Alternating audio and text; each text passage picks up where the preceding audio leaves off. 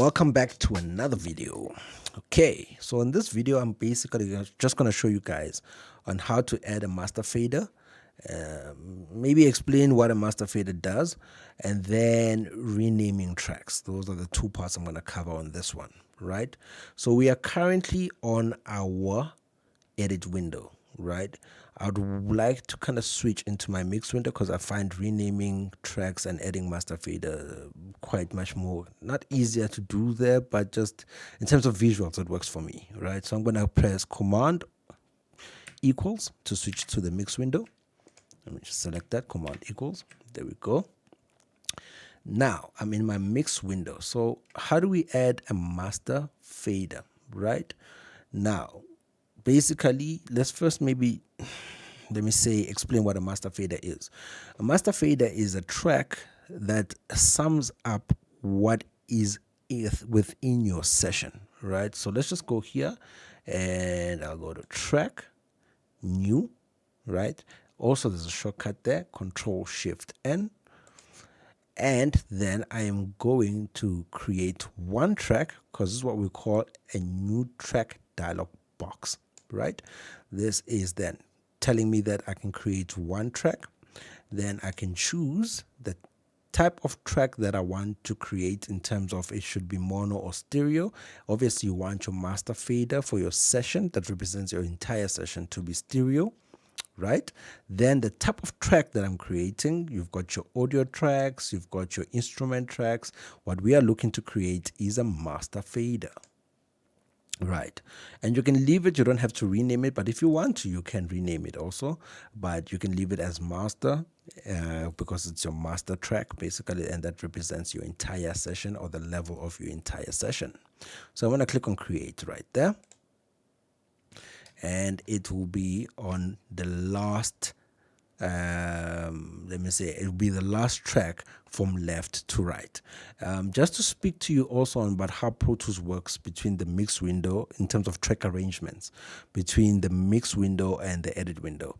On your mix window, your tracks, the first track is the one on the left hand side, so the most left track, if you get what I'm saying.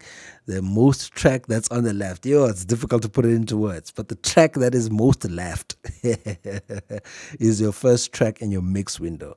And then the track that's on your most right, which in this case is our master fader, is the last track in your mix window, right? If I switch to my edit window, same tracks again, right? Let me just switch back to my mix window again, right, and scroll to my most left. There we go. You've got what we call kick trigger, that track right here. So if I change then to my edit window, right, as you can see there on top is my kick trigger track, right, and then at the bottom, which is the last track, is my master fader. So the last track, or in the edit window, the first track on top is basically your first track on the left in the mix window, which is this one, right? As you can see, I've selected it here, right? And if I click on access my edit window, you can see it's still selected right here. That is the first track in the session, right? And then if you scroll all the way down, your last track in the session is this one, which is the master fader. And if I scroll all the way to my right, my last track is the master fader, right? That's just something to remember there. Basically, what we've done now is add our master fader, which speaks to, and you can see here as a signal, it's got the sigma sign, which is something also to take note in Pro Tools.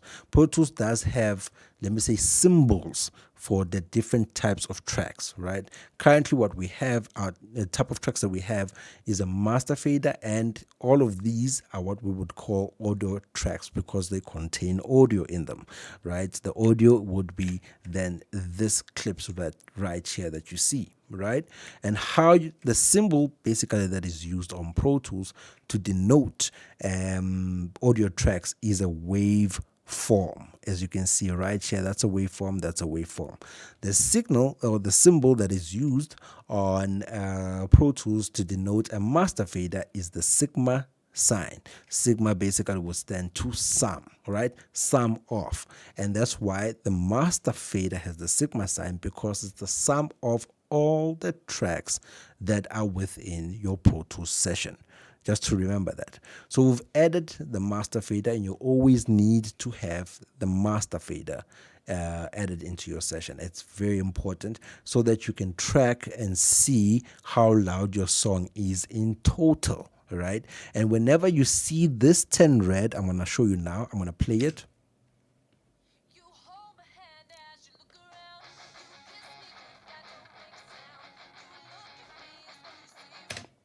Right, you're not going to hear it in the video, but I played the song. As you could see, it was playing from the different audio tracks.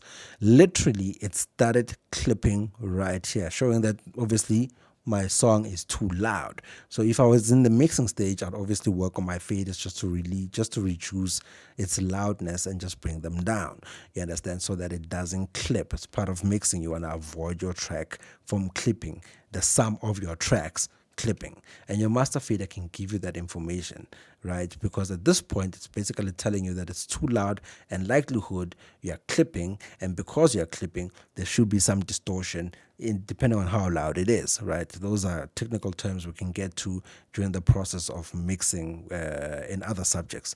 But in general consensus, in this case, you wanna make sure that you add a master fader, because it kind of gives you information about the loudness of your song in general, in its entirety.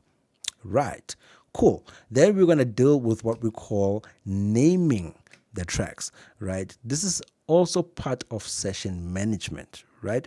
In session management, you're going to first start by importing the tracks, obviously. So obviously you can perform session management, right? Because like I said, session management is the process that you use, right, to prepare for a mix, right? So you can't mix without importing. So the first thing you're going to do is import. Then you're going to follow through by adding a master fader.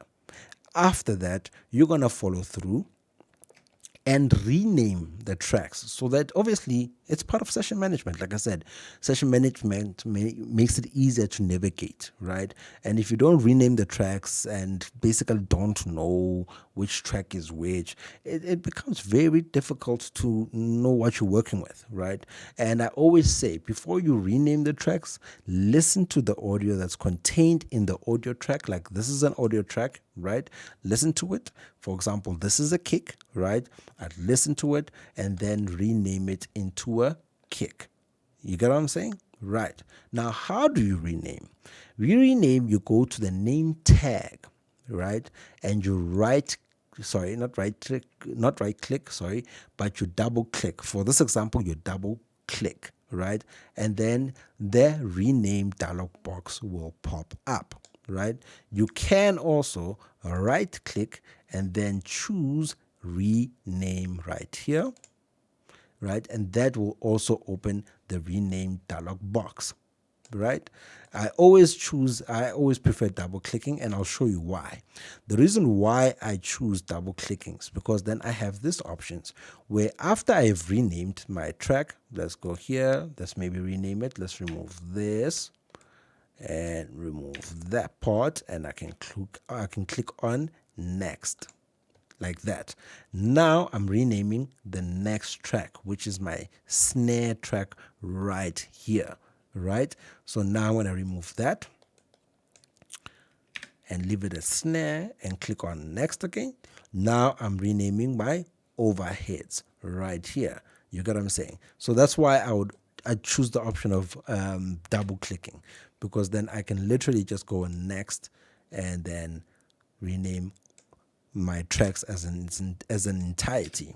But another advantage that you have, because you can move from one track to the next one, if you're kind of tired of going next every single time using your mouse, you can also use a keyboard shortcut to move from one track to the next as you rename them.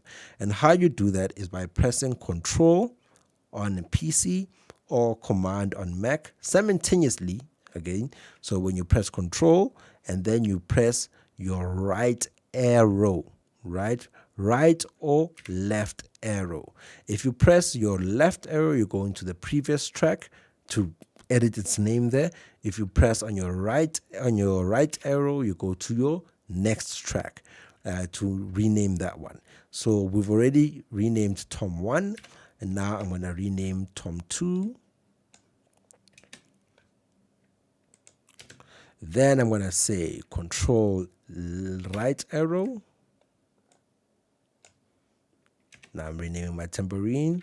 Control right arrow again. Rename my bass.